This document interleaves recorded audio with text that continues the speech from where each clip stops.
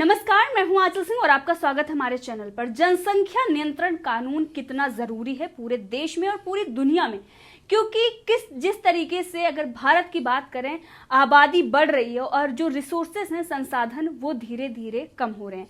तो जनसंख्या बढ़ रही है, संसाधन कम हो रहे हैं, तो ये जाहिर सी बात है बेरोजगारी जैसे तमाम ऐसी समस्याएं देश के सामने खड़ी हो रही है और इसीलिए लगातार इस पर चर्चा भी होती है, मुहिम भी चलाई जाती है, लेकिन इसका कोई असर नहीं दिखाई पड़ता। लेकिन उसके बाद जिस तरीके से प्रधानमंत्री नरेंद्र मोदी ने लाल किले से इस पर चर्चा की, तो पूरे देश में इस बात की चर्चा थी कि अब जिस तरीके से प्रधानमंत्री नरेंद्र मोदी की नेतृत्व वाली सरकार यानी मोदी सरकार ने बड़े बड़े फैसले लिए हैं, अब जनसंख्या नियंत्रण कानून भी आएगा। लेकिन उसके बाद ये कानून लाने की जब बात हुई है, तब कई ऐसे लोग हैं जो कहते थे कि एक समुदाय को टारगेट किया जा रहा है। आखिर क्यों ऐसा हुआ? जब आरएसएस प्रमुख मोहन भागवत ने इस विषय को उठाया तो ओवैसी का बयान आया, तमाम ऐसे लोग हैं। लेकिन सबसे बड़ी समस्या अगर बात करें तो जनसंख्या वृद्धि है, देश की हो या दुनिया की हो। कोरोना महामारी आई तो सबसे ज्यादा समस्याएं किसी को झेलनी पड़ी, तो वो उन देशों को जिनकी आबादी ज्यादा थी। और इसी विषय पर चर्चा के लिए हमारे साथ है राजनीतिक विश्लेषक पवन त्यागी। सर, आपका बहुत बहुत स्वागत हमारे चैनल पर। सर, जनसंख्या नियंत्रण कानून आखिर क्यों इतना जरूरी है और जिस तरीके से पूरे देश में इसके लिए मुहिम भी चलाई जा रही है, बार बार यहाँ तक कि संसद से लेकर लाल किले तक इस पर चर्चा हुई और जनसंख्या नियंत्रण कानून लाने की मांग चल रही है, लेकिन उसके बावजूद भी कुछ ऐसे लोग हैं जो इससे सहमत नहीं है। उनका ये कहना है कि समुदाय को टारगेट किया जा रहा है। आप क्या कहेंगे इस पर? देखिए, जैसा आपने अभी कहा कि एक जहाँ संसाधन घटते जा रहे हैं, जनसंख्या वहीं तेजी से बढ़ती जा रही है, जिसके कारण एक विस्फोटक स्थिति बनने को तैयार है। 1951 में 10 करोड़ 38 लाख हमारे देश की आबादी थी। 2011 में जब जनगणना हुई तो उसमें 121 करोड़ के हम पार हो गए। इसी अनुमान से जैसा चल रहा है, ये रफ्तार चीन से भी 1.5 गुना ज़्यादा है और इसी रफ्तार से चलते रहे तो एक अनुमान के अनुसार 2025 तक हम 150 करोड़ को पार कर लेंगे।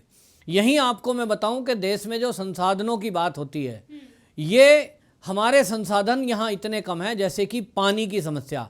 आज भी आप देख रहे हैं कि अधिकतर शहरों में पानी को लाने के लिए खरीदा जाता है, बाजार में पानी बिक रहा है, दूर से कहीं लाया जाएगा, उसको फिल्टर किया जाएगा, तब पीने योग्य बनाकर उसको घरों में सप्लाई की जाती है। आज गांव में भी पानी का दोहन इतना हो रहा है तो गांव में भी पानी का लेवल काफ़ी नीचे जा रहा है। इसी तरह से आप देखिए, जब जनसंख्या ज़्यादा होती है तो प्रदूषण ज़्यादा बढ़ता है, क्योंकि व्हीकल ज़्यादा हो रहे हैं। उस व्हीकल ज़्यादा हो रहे हैं, जनसंख्या बढ़ गई है क्योंकि मांग ज़्यादा है, बसें ज़्यादा चाहिए, लोग ट्रैवल ज़्यादा करें, भीड़ कम हो तो गवर्नमेंट बस लाती है, बस प्रदूषण फैलाएगी। और फिर इसी तरह लोगों को मकान चाहिए, मकान बनाएंगे तो पेड़ काटे जाएंगे, पेड़ काटे जाएंगे तो वातावरण अशुद्ध होता है और एक जो प्रकृति है उसमें भी असंतुलन की स्थिति बनती है। तो ये असंतुलन बन रहा है हर स्तर पर और इसका मूल कारण है जनसंख्या।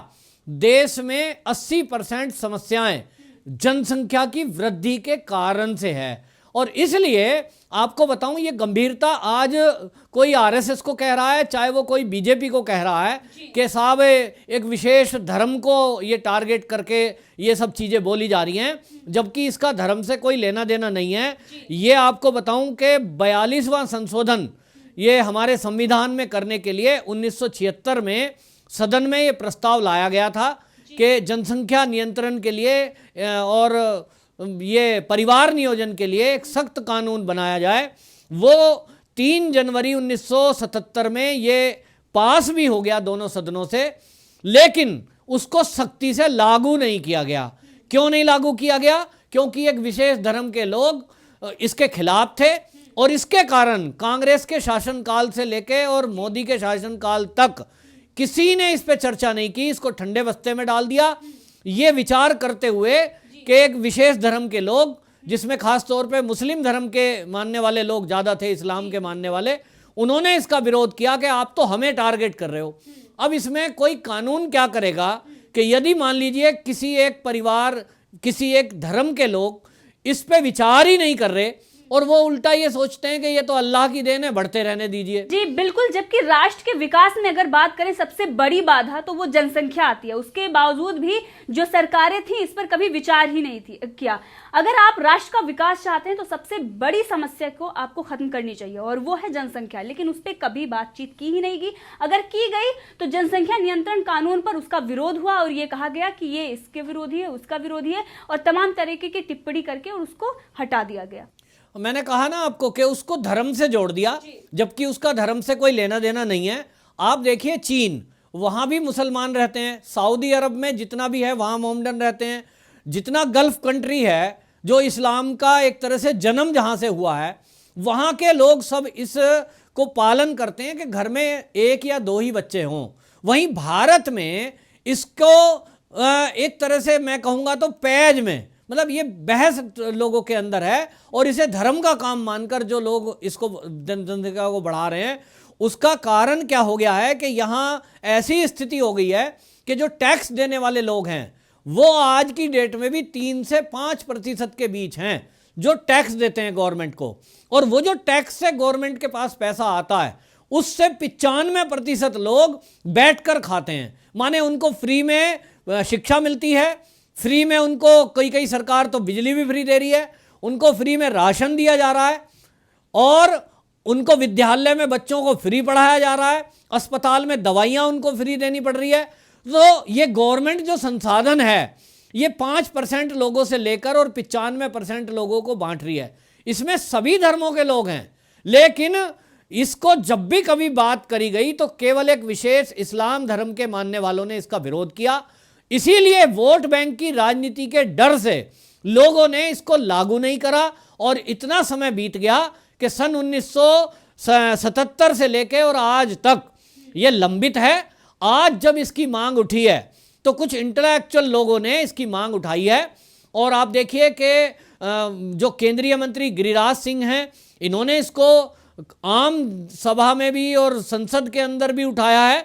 और इसके लिए आपको बताऊं, राज्यसभा में बीजेपी के एमपी हैं, उन्होंने हरनाथ सिंह ने, उन्होंने शून्यकाल में उठाया और उन्होंने कहा कि भाई ये जो है बहुत ज़रूरी है कि देश में संसाधन कम पड़ते जा रहे हैं, जनसंख्या नियंत्रण बढ़ता जा रहा है। अब देखिए जैसे कि आपने देखा है कि अभी हमने देखा कि लोगों के पास घर नहीं है, तो मोदी जी ने घोषणा की जब 2014 में आए कि 2025 तक हम 2 करोड़ लोगों को मकान देंगे। ये मोदी जी का नारा रहा और ये अभियान चलाया मोदी जी ने।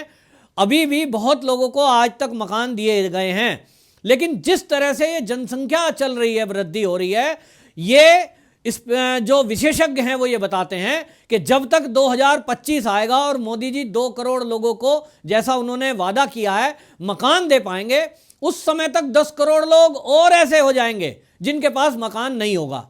तो ये एक ऐसी अनवरत चलने वाली दौड़ रहेगी कि आप संसाधन जुटाते रहिए, जनसंख्या उतनी तेजी से बढ़ती रहेगी। तो गवर्नमेंट इसको कभी भी हरा नहीं पाएगी कि आप जितने लोग हैं उतने संसाधन आप जुटा दें।